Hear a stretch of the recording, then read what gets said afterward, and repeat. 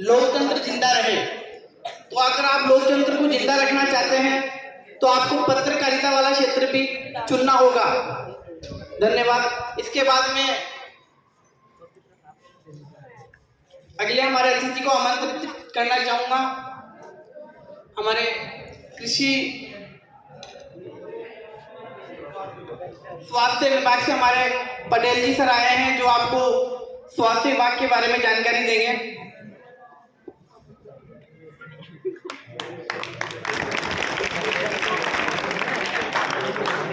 धन्यवाद। आयोजन करने के लिए हम लोग के जमाने में ये सुविधा नहीं मिली थी, और अशोक सर का बहुत बहुत धन्यवाद यहाँ बुलाने के लिए। सबसे पहले तो मैं बच्चों को ये बोलूँगा कि बहुत अच्छे से पढ़ें, क्योंकि कम सुविधाएं जो भी मिली पहले के ज़माने में नहीं मिलती थी। लाइट ही नहीं रहती थी, लालटेन दिया से पढ़ते थे लोग। अब तो लाइट 24 घंटे लाइट होती है, तो इसका उपयोग करके खूब अच्छे से पढ़ें। 10वीं तक तो आप सब पढ़ते हो, सब समान। फिर उसके बाद गणित, विज्ञान और एक आर्ट और एक कॉमर्स लेते हो, फिर उसमें कैसे क्या बनता है इसकी जानकारी सब बच्चों को नहीं रहती। तो ये जानकारी रखना बहुत ज़रूरी है। ये 9वीं 10वीं के बच्चों को पता होना चाहिए कि मैथ लेने से क्या बनता है, इंजीनियर बनता है। और भी दूसरे फील्ड है, पर जनरली इंजीनियर बनने के लिए आदमी मैथ लेता है। उसके लिए भी 11वीं 12वीं किया। फिर एक जेई नाम से है ना, जॉइंट एंट्रेंस एग्जाम होता है राष्ट्रीय लेवल पे, वो देना पड़ता है। तो उसमें 2 टेस्ट होते हैं। उसमें एक एडवांस भी होता है जो IIT सबसे बड़ी मतलब इंजीनियरिंग की वो है, और वो दिल्ली, बॉम्बे, खड़गपुर ऐसा करके है 5 साल, वहाँ एडमिशन मिलता है। फिर उसमें भी ब्रांचेज होती हैं, IT, मैकेनिकल, इलेक्ट्रिकल, है ना। ये तो इंजीनियरिंग वाले बताएंगे, अभी बैठे हैं ये लोग। और रही बात मेडिकल फील्ड में, आप बायोलॉजी लोगे तो मेडिकल के लिए फिर एक नीट एग्जाम होता है नेशनल लेवल पे, नेशनल एलिजिबिलिटी एंट्रेंस टेस्ट, ठीक है ना। तो फिर उसमें भी है, एम्स है, फिर छोटे छोटे और मेडिकल कॉलेज है। और बड़ी खुशी की बात है कि आने वाले दिनों में आपके नीमच में भी मेडिकल कॉलेज आ रहा है। शायद आप लोग जब तक तैयारी करो और मेडिकल कॉलेज यहाँ तक मतलब आरंभ हो जाएगा। तो फिर और भी विज्ञान में, नर्सिंग फील्ड में है, फार्मेसी के फील्ड में है, केमिकल इंजीनियर वगैरह, ये भी विज्ञान में आते हैं, ठीक है ना। और ये CA वगैरह का भी चर्चा की, कॉमर्स है ना, कॉमर्स और गणित वाले भी CA करते हैं, फाउंडेशन वगैरह क्लियर करके, और उसके बाद CA का किसी के अंडर में रह के करना पड़ता है। उसमें 20-22 सब्जेक्ट होती हैं, वो जाके क्लियर करना पड़ता है।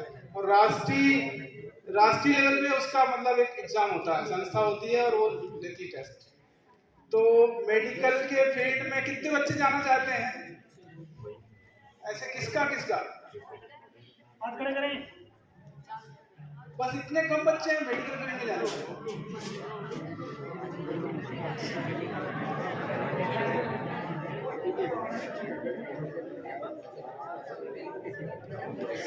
सेवा का फील्ड है, इतना आसान नहीं होता। 2 बजे रात आपके पास कोई आएगा पेट दर्द वाला तो उठना पड़ेगा।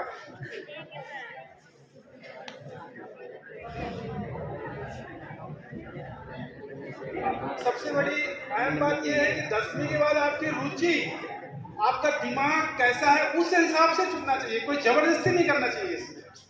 फिर आपके अंदर मतलब ये होना चाहिए कि हमें इंजीनियर बनना है, कि डॉक्टर बनना है, कि CA बनना है, कि नेता बनना है, ये भी अब आपके अंदर होना चाहिए। और उसके हिसाब से आप चलोगे तो आपका कैरियर जरूर अच्छा होगा, ये तो है। अभी एक बहुत खुशी की बात है कि आपके अशोक माट साहब है ना, उनका बच्चा फर्स्ट अटेम्प्ट में नीट क्लियर करके अपने प्रदेश में 9वीं रैंक आई थी, ताली बजाइए जोरदार। और अभी वो जयपुर के मेडिकल कॉलेज में MBBS कर रहे हैं। बस आपके सामने 1 साल में वो सेवा देने के लिए हो जाएंगे तैयार। और बहुत खुशी की बात है इस क्षेत्र में इतनी कम सुख सुविधाओं में मतलब इतना बड़ा प्राप्त किया है। नेशनल लेवल में उनका 250 रैंक था करीबन।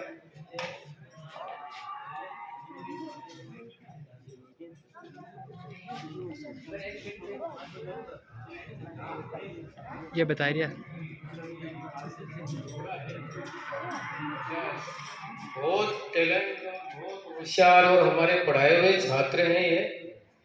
इनके पापा हमको स्कूल में आकर के बोलते थे कि सर ये चप्पल पहन के आते हैं, इनको कहो कि जूता पहन के जाए। तो आप इनसे, और पढ़ने में इतने होशियार और जाट में सबसे टॉप पोस्ट पर है आज की तारीख में। इसको बोलते हैं टैलेंट। चप्पल पहन के आते थे तो इनके पापा मना करते थे, ये नहीं मानते थे, क्योंकि घर की कंडीशन भी देखना पड़ती है। बहुत टैलेंट और हमारे पढ़ाए हुए छात्र हैं। एक बुजुर्ग वो भी बैठे हैं, तो आपको संबोधित करेंगे वो जरूर। 10वीं के बाद